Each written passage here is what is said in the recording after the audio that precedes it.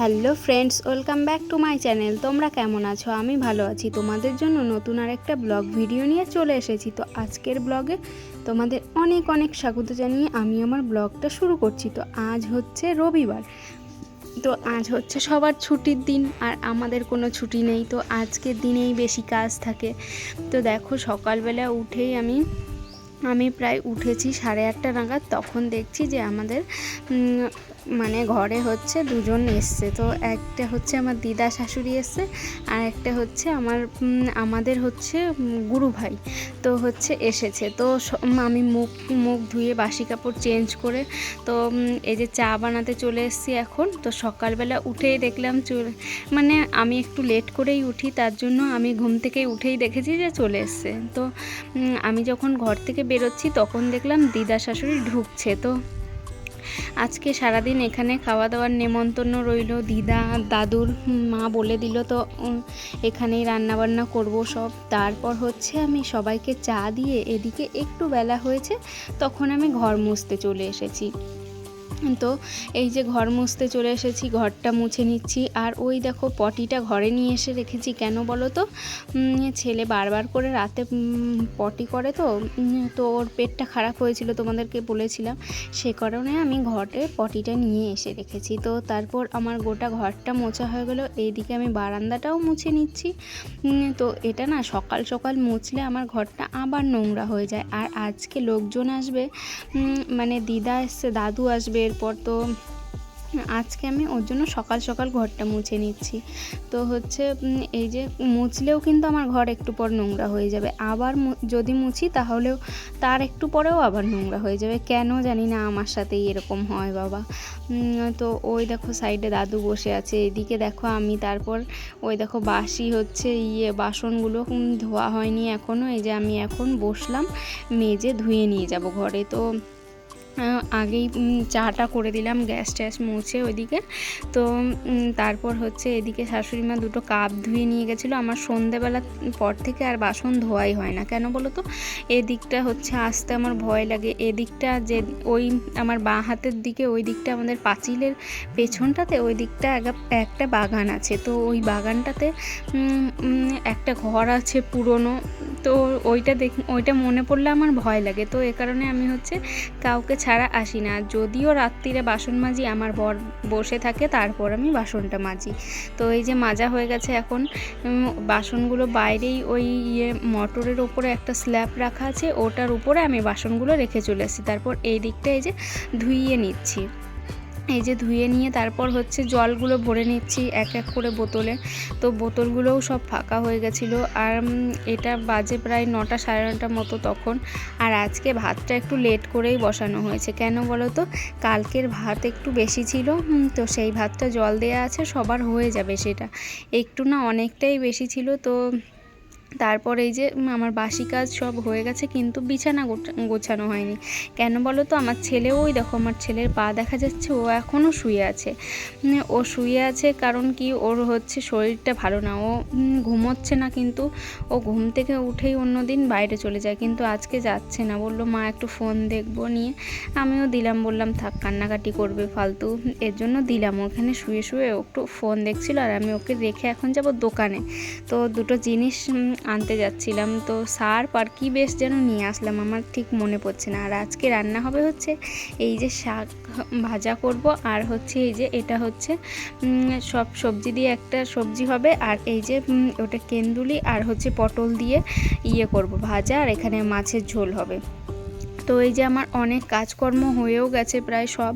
তো তারপর এই যে আমি রান্না করছি, এখন হচ্ছে মাছের মশলাটা কষে নিচ্ছি, আর ওই সাইডে হচ্ছে সেই সবজিটা বসানো আছে।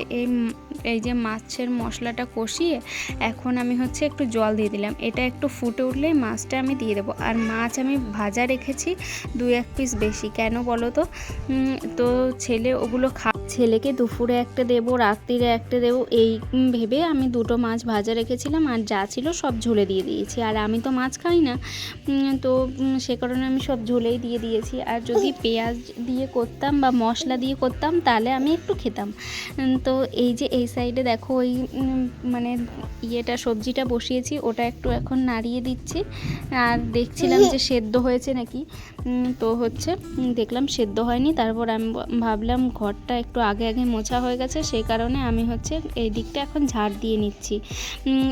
এই দিকটা মানে আমাদের সব রুমগুলো এক এক করে ঝাড় দিয়ে নেব, কারণ আগে আগে মোছা হয়ে গেছে তো এই কারণে একটু ধুলোও পড়েছে। ওই যে বললাম তোমাদেরকে যে হচ্ছে আমি 10 বার ঘর মুছলেও আমার ঘর সেরকমই থাকবে, কারণ কেউ বাইরে জুতো পরে হাঁটবে না, কারণ বাইরেটা শান্ত তো ওই শানেও কিন্তু প্রচুর বালি থাকে। আমাদের এদিকটা অনেক বালি, মানে এটা বীরভূমে, গোটা বীরভূমেই বোধ হয়। আমাদের ওই দিকটা কিন্তু এরকম না, আমাদের ওই দিকটা হচ্ছে মাটি আর এই দিকটা হচ্ছে পাথর আর বালি। তো এই দেখো বলতে বলতে ওর পাপা চলে এসেছে কাজ থেকে। তো আসার সময় যাওয়ার সময় ও কি আনতে বলেছিল সেগুলো নিয়ে এসে, আর ও দেখো এখন চুপ করে দেখছে বসে বসে। তো ও অবাক হয়ে গেছে, তো ওকে এই যে খুলে দিচ্ছিল ওর পাপা, তারপর হচ্ছে এই যে বসেই খুলে দিচ্ছে। তো ও দেখে একদম খুশি হয়ে যাবে। কি বলছে, ওই দেখো বলছে আপেল নিয়ে হচ্ছে দেখালো ওর পাপা, আর একটা নিয়ে এসছে বেদানা। তো ওকে এখন বলছে ওগুলো কেটে দিতে, কারণ ও এখনও ভাত খায়নি। আমি সেজন্য দিয়েছিলাম, জেদ করেছিল বলে খায়নি। তারপর খাবার পর আমি এই যে একটা বেদানা ছাড়িয়ে দিচ্ছি, বেদানাটা এখন খাবে ও। তো এই যে আমিও একটু খেয়ে নিলাম বেদানাটা। তারপর এটা হচ্ছে বিকেলবেলাতে, কালকে রাত্রিরে বর 3টে আইসক্রিম নিয়ে এসেছিলো, তো একটা দুজন মিলে ভাগ করে খেয়েছিলাম, আর হচ্ছে 2টো ছিল, তো একটা ছেলেকে দিলাম, আর এই যে আমি একটা এখন খাচ্ছি। তো এই যে, আর আইসক্রিমটা না জল গলে গেছিলো, ডিপে ছিল, তবুও কেন জানি না আইসক্রিমটা ওরকম হয়ে গেছিলো। তো হচ্ছে এই যে এখন দেখো একটা কাকু আমাদের ভাড়াটিয়া প্রসাদ দিয়ে গেল, কোথায় গেছিলো বেশ আমি জানি না। তো সেই প্রসাদটা আমার বরকে দিয়েছিলাম। তো বরের মুখটা দেখো কেমন হয়ে গেল খেয়ে, কারণ কি বলো তো, এটা প্যারা নাম বলে হয়তো। তো এটা না গোটাটাই আটা না বেশ ময়দা দিয়ে করা ছিল, এত গন্ধ আসছিল। আর তার আগে আমার বর চলে গেছিলো হচ্ছে বাজারে। তো বাজার থেকে দেখো চিকেন নিয়ে এসে রাত্রিবেলা বলছে আজকে আমার চিকেন খেতে ইচ্ছে করছে। ছেলেও বললো নিয়ে এসো পাপা, চিকেন নিয়ে এসো। তো সে কারণে হচ্ছে এই যে নিয়ে এসে চিকেন, আর আমি চিকেন রান্না করছি আজকে। আমার বর কোনো হেল্প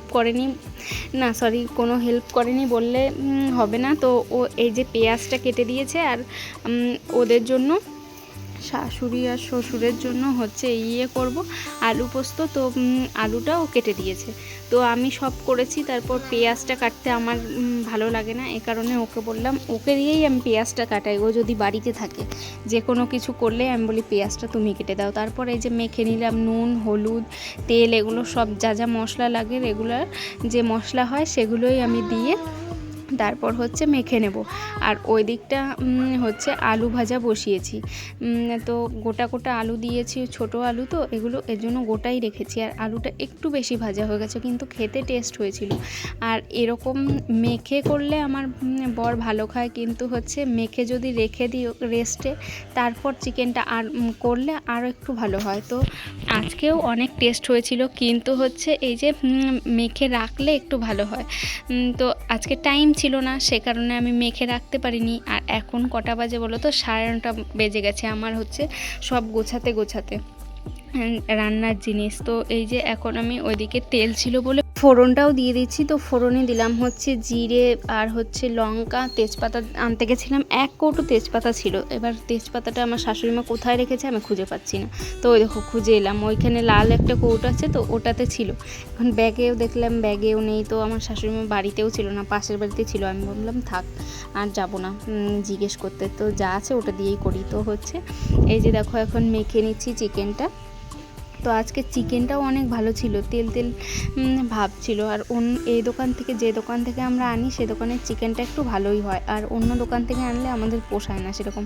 আর এই দোকানটা আগে ছিলও না, এটা নতুন হয়েছে দোকানটা। তো হচ্ছে আর এতটা চিকেন করছি, তোমরা ভাবছো যে হচ্ছে এতটা চিকেন এরা কী করে খাবে, কিন্তু না, করে রেখে দেবো গোটাটাই। তো সবটা করে রেখে দেবো, পরে হচ্ছে যখন ইচ্ছে বের করে খাবে। তো হচ্ছে একটু গরম করে নেব, ডিপে রেখে দেবো বাটিতে ভরে। তো তারপর যখন ইচ্ছে আমার সেরকম একদিন দুদিন রান্না মানে কম করলেও হবে। তো হচ্ছে যেদিন নিরামিষ হয় সেদিন ওরা খেতে চায় না, ভাত আমার ছেলে তো খেতেই চায় না, এরকম করে করে করে আমি রেখে দিই দু একদিন, যেন যেদিন চিকেন নিয়ে আসে। তো এই যে আজকেও আমি করে রেখে দেবো। এই যে এখন ইয়েটা করে নিচ্ছি, মানে চিকেনটা কষে নিচ্ছি, আর ওইদিকে আমার বর কাটবে হচ্ছে পোস্তর জন্য আলু। তো ওইদিকে আমি বসিয়ে দেবো আলু পোস্ত।